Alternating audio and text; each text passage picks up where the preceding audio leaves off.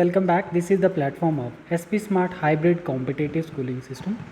बच्चे, आज हम लोग क्लास 11th बायोलॉजी का चैप्टर 8 स्टार्ट कर रहे हैं और चैप्टर 8 क्या है? Cell, the unit of life. इसका फर्स्ट पार्ट देखेंगे बच्चे, जो हमने क्लास में भी डिस्कस किया था।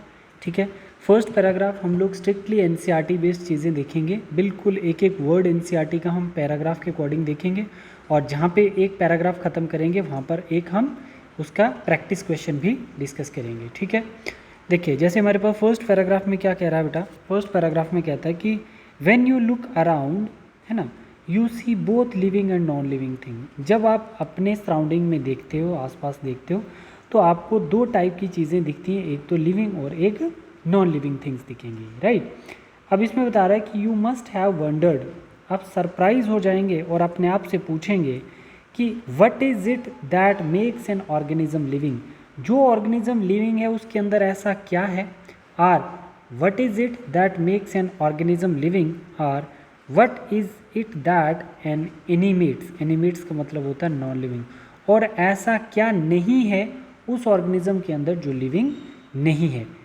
Things do not have which a living things has. Answer आपके पास आता है, the answer is to this the presence of basic unit of life, the cell is the living organism. बता रहा है कि जो बेसिक यूनिट ऑफ लाइफ है, बेसिक यूनिट ऑफ लाइफ क्या है? सेल है। जिस ऑर्गेनिज्म जिसके अंदर सेल होगा वो लिविंग कहलाएगा और जिसमें सेल नहीं होगा वो नॉन लिविंग कहलाएगा। और एनसीईआरटी की लाइन अगर आप देखोगे तो एनसीईआरटी इन एनिमेट नॉन लिविंग को बोलती है और एनिमेट बोलती है लिविंग को। ठीक है, तो बड़ा क्लियर कट डिफाइन है पहले पैराग्राफ में कि जब भी आप अपने सराउंडिंग में देखते हो तो आपको दो टाइप की चीज़ें दिखेंगी, एक आपको लिविंग और दूसरा नॉन लिविंग दिखेगा।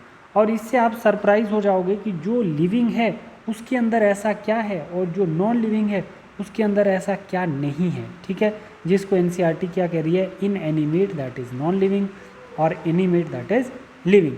तो इसके लिए कंप्लीट रिस्पॉन्सिबल क्या है? Presence of the basic unit of life that is called cell, जिससे क्या होता है? एक लिविंग ऑर्गेनिज्म डिफाइन होता है। ठीक है बच्चे, तो ये फर्स्ट पैराग्राफ है हमारा। फर्स्ट पैराग्राफ का ये क्वेश्चन है। इन एनिमेट क्या है बच्चे? इन एनिमेट आपका नॉन लिविंग है, ये गलत हो गया। एनिमेट क्या है? लिविंग है, नॉन लिविंग गलत हो गया। इन एनिमेट जो होता है नॉन लिविंग होता है, आपका सी पार्ट जो है करेक्ट आंसर है। ठीक है बेटा, तो इसके साथ ही हम लोग थोड़ा सा आगे मूव ऑन करते हैं बच्चे। आगे मूव ऑन करेंगे तो नेक्स्ट हम लोग क्या देखेंगे इसमें? नेक्स्ट हम लोग देखेंगे, देखो बेसिक क्या था यहाँ पर? Fundamental, structural and functional unit. अब यहाँ पे मैं आपको एक चीज़ बताने वाला था कि कभी भी जब सेल को एक्सप्रेशन शो करनी होती है बच्चे, तो वो किसी पर्टिकुलर सिस्टम के द्वारा एक्सप्रेस करता है। जैसे सेल जो होगा बच्चे वो किस में कन्वर्ट होगा? टिश्यू में, टिश्यू आर्गन में, आर्गन आर्गन सिस्टम में, और फिर एक बनेगा हमारा कंप्लीट डाइजेस्टिव सिस्टम। ठीक है, तो किसी भी ऑर्गेनिज्म को अगर आप लिविंग कहते हैं तो उसके अंदर क्या होते हैं? कुछ लाइफ प्रोसेसेस होते हैं, जैसे न्यूट्रिशन, ट्रांसपोर्टेशन, एक्सक्रीशन, सर्कुलेशन। तो ये क्या है बच्चे? ये सब सिस्टम है, समझ आए, जिनका बेसिक यूनिट क्या होता है? सेल होता है। क्लियर है बच्चे? ठीक है, तो जिसके अंदर ये सिस्टम होंगे वो लिविंग कहलाएगा, जिसमें ये सिस्टम नहीं होंगे वो नॉन लिविंग कहलाएगा। और इन सिस्टम के लिए रिस्पॉन्सिबल कौन है? सेल है। ठीक है, इसीलिए सेल को बेसिक यूनिट ऑफ लाइफ बोला गया है।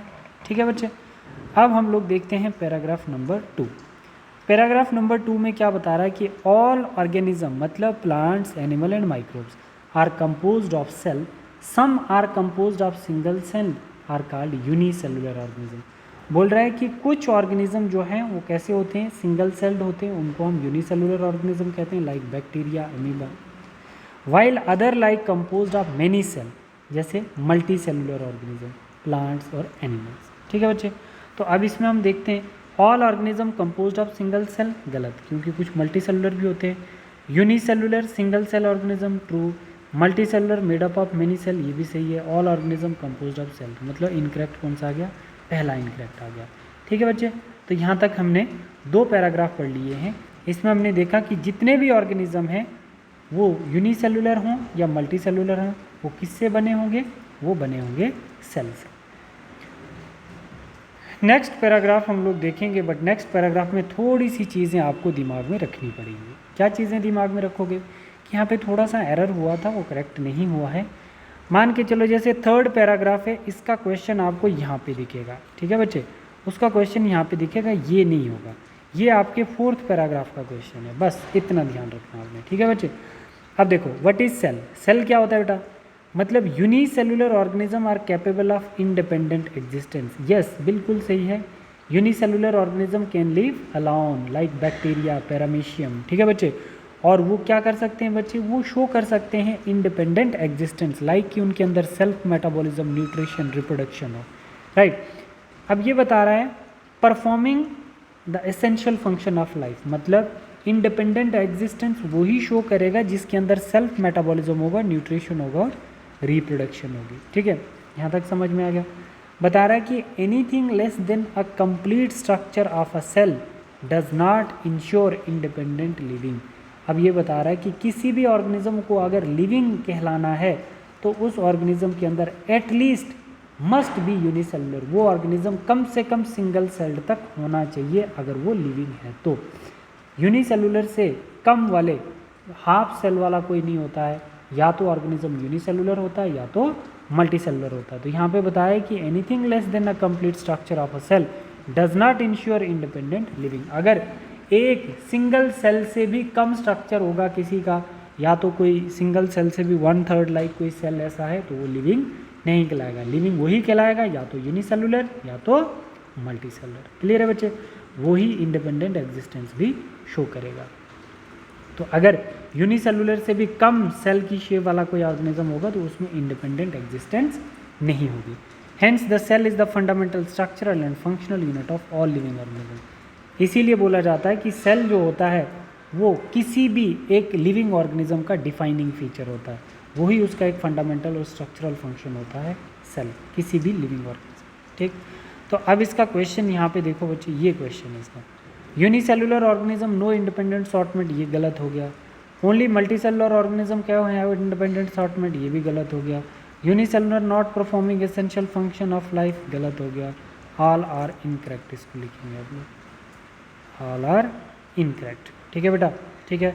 तो अब हम लोग देखते हैं पैराग्राफ नंबर 4, ये आ गया हमारा पैराग्राफ नंबर 4, डन। देखो बच्चे, और पैराग्राफ 4 का भी MCQs हमें लास्ट पीछे वाले पेज पे मिलेगा। बता रहा है कि A.V. Leeuwenhoek first saw and describe a live cell, मतलब जो A.V. लेमनहुक था उन्होंने पहली बार लिविंग सेल देखा, उसके बाद रॉबर्ट ब्राउन ने डिस्कवर किया न्यूक्लियस, राइट, कब 1831 में। द इन्वेंशन मतलब डिस्कवरी होती गई तो माइक्रोस्कोप में इम्प्रूवमेंट आ गई, और कौन सा माइक्रोस्कोप आ गया बच्चे, इलेक्ट्रॉन माइक्रोस्कोप आ गया। कौन सा माइक्रोस्कोप आ गया, इलेक्ट्रॉन। अब पहले सिंपल माइक्रोस्कोप में उतनी चीज़ें ईजिली नहीं दिखती थी, अब जैसे ही इलेक्ट्रॉन माइक्रोस्कोप आ गया टेक्नोलॉजी एडवांस होती गई और हमारे पास रिवील्ड हो गया all structural detail of cell. तो सेल की कंप्लीट स्ट्रक्चरल डिटेल हमारे सामने आ गई, बट कब, जब हमारे पास इलेक्ट्रॉन माइक्रोस्कोप आया। तो इलेक्ट्रॉन माइक्रोस्कोप के आने से हम सेल के स्ट्रक्चर को ईजिली स्टडी कर पा रहे हैं, ठीक है बेटा। अब देखो, अब इसका क्वेश्चन आप लोग यहाँ पे देख सकते हैं, ये क्वेश्चन आ गया इसका, मतलब लेवेनहुक ने कौन सा सेल देखा था बच्चे, लाइव सेल देखा था, ना कि डेड सेल। रॉबर्ट हुक ने कौन सा, डेड सेल देखा था बच्चे, ना कि लाइव सेल, ये भी गलत हो गया। रॉबर्ट ब्राउन ने न्यूक्लियस डिस्कवर किया था, सी सही है। Electron microscope discovery, difficult to study cell, difficult नहीं सिंपल कर सकते है ना। इलेक्ट्रॉन माइक्रोस्कोप ने सेल की स्टडी का, सेल के स्ट्रक्चर की स्टडी करना सिंपल कर दिया था। तो आई होप कि बेटा आपको क्रिस्टल क्लियर होंगे ये 4 पैराग्राफ्स, डन, ठीक है। तो अब ये 5th पैराग्राफ का MCQ यहाँ पर है, तो हम लोग पहले 5th पैराग्राफ डिस्कस कर लेते हैं। ये आ गया हमारे पास 5th पैराग्राफ। देखो बच्चे, अब हम देखते हैं सेल थ्योरी। बच्चे 1838 में मिथास शेल्डिन एक जर्मन बोटेनिस्ट थे, उन्होंने स्टडी किया लार्ज नंबर ऑफ प्लांट की स्टडी की, ठीक है बच्चे, और उन्होंने ऑब्जर्व किया कि सभी प्लांट जो है वो डिफरेंट टाइप के सेल से बने हुए हैं, ठीक है, जितने भी प्लांट्स हैं वो डिफरेंट टाइप के सेल से बने हुए हैं, और which form the tissue of the plants, और वो सेल कंबाइन होकर क्या बना रहे हैं, टिश्यू बना रहे हैं, ठीक है बच्चे, ठीक। तो अब इसका क्वेश्चन आपको वहाँ पे दिख सकता है 5th में, ये देखो, मतलब मैथीस शेल्डन जो था 1839 नहीं 1838 में, वो कौन था बच्चे, कौन था ये? जर्मन बटेनिस्ट था, है ना।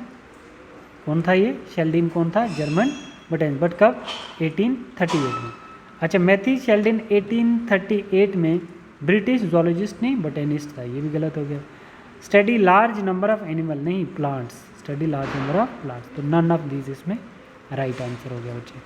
ठीक है, तो अब हम लोग यहाँ पर ये वाला भी समझ चुके हैं। अब पैराग्राफ नंबर हम 6 देखने वाले हैं। 6 पैराग्राफ में बोलता है एट द सेम टाइम, उसके साथ साथ एक दूसरे साइंटिस्ट आए। इससे पहले 5th पैराग्राफ में शेल्डिन जो थे उन्होंने क्या किया था? Large number of plants study किए और उन्होंने देखा कि जितने भी प्लांट्स हैं वो डिफरेंट टाइप के सेल से बने हैं और वो सेल एक्यूमुलेट होकर टिश्यू बना रहे हैं।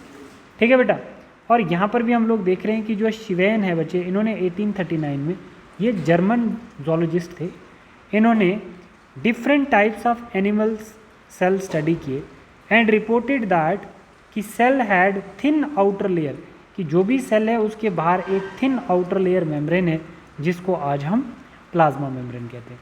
तो आप लोग बोल सकते हो कि एनिमल सेल के अंदर जो प्लाज्मा मेम्ब्रेन की डिस्कवरी की है वो किसने की है? जर्मन जोलॉजिस्ट ने की है, जिनका नाम थियोडोर शिवेन था। ठीक है, उसी को हम लोग सेल मेम्ब्रेन भी बोलते हैं। तो अगर आप लोग इसका आंसर यहाँ पे देख सकते हो, देखो आप लोग यहाँ पर इसका ये वाला, इसका ये वाला देख सकते हैं। शिवेन जो थे 1839 में ब्रिटिश बटेनिस्ट ने, जोलॉजिस्ट थे। Study different type of plant cell only, नहीं animal cell also. He reported that animal cells have the thin layer called cell wall, cell wall नहीं सेल मेम्ब्रेन। ठीक है, तो इसमें हम क्या बोल सकते हैं बच्चे? ये 3 के 3 क्या हो गए?